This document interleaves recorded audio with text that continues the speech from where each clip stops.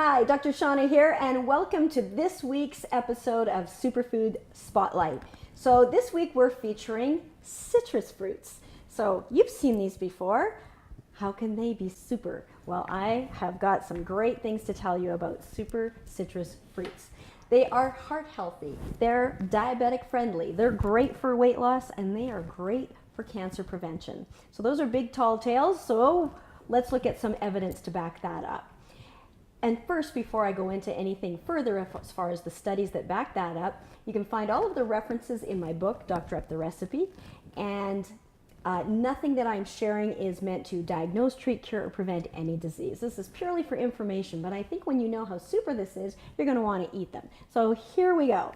So first of all, heart healthy. There was a study of over 100,000 people, and when we're talking about food studies, we really need really large studies for a really long time because we eat a varied diet. In order to make some conclusions and statements about certain foods, they have to be pretty big studies. So it was a huge study, and they found that people who had a daily citrus had a 20% decreased risk of stroke. That's something near and dear to my heart for sure.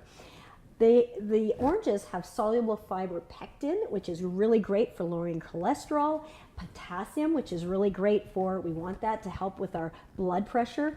Folate is really helpful. It helps to break down homocysteine, so that helps in preventing plaque formation.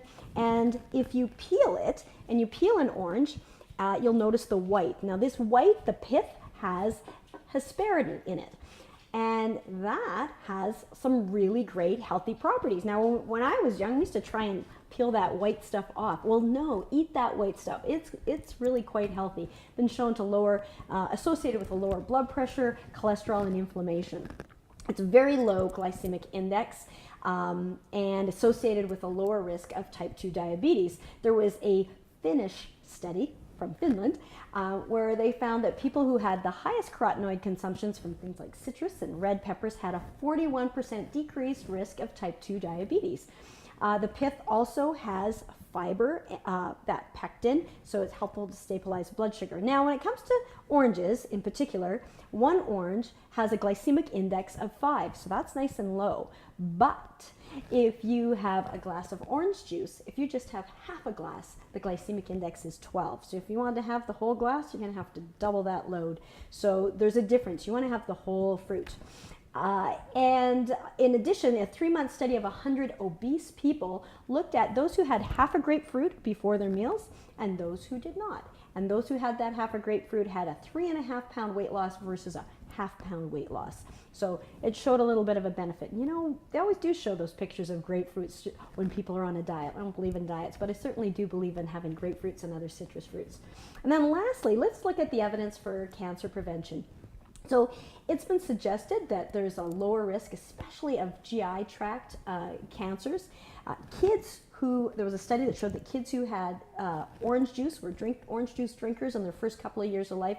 That was associated with a lower risk of leukemia. There's suggestions that there's a decreased risk of colon, lung, breast, and pancreatic cancer.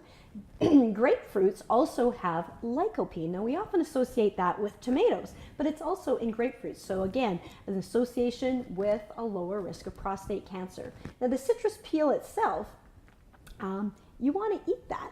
So not like this, but grate it into your smoothies, into your pancakes and other things, because this has great health-giving properties as well. So it's associated with a third decreased risk of skin cancer and some others as well. So if we look at green tea, we can pair it up with some other superfoods. So if we look at green tea, quite often, what do we naturally want to add to that?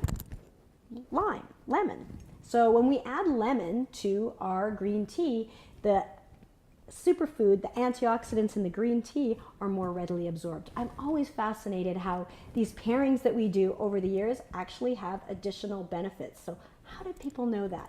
So anyways, add that lemon. So how can we add citrus into our diet? Well, the easiest is, just eat it. So you can grab an orange, grab a grapefruit, you can put it in water. Great. Most people love water. Most people are looking at ways to drink more water. So add some lime, grapefruit, lemon into your water. Add it to your tea, as we've said. That helps to absorb the antioxidants from there. Add it to your salads, the salad dressings. Some great grapefruit and orange and lemon salad dressings are fantastic.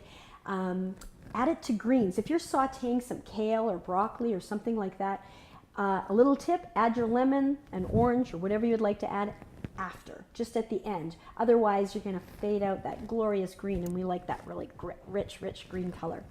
You can add it to smoothies, and then again, zest that peel, add it to your pancakes, your muffins, your pasta, and throw it in even into smoothies. So those are some quick, fast ways to get this absolutely superfood into your diet. So this has been this week's Superfood Spotlight. This happens to be the meals that we are featuring this week in the Meal Cure.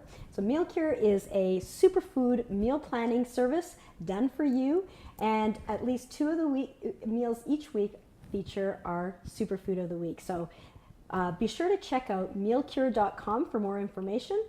If you like this video, be sure to like it, leave a comment below. What's your favorite citrus fruit, and how do you like to incorporate citrus fruits into your diet? With that, have a fantastic week, make it super, and be good for you.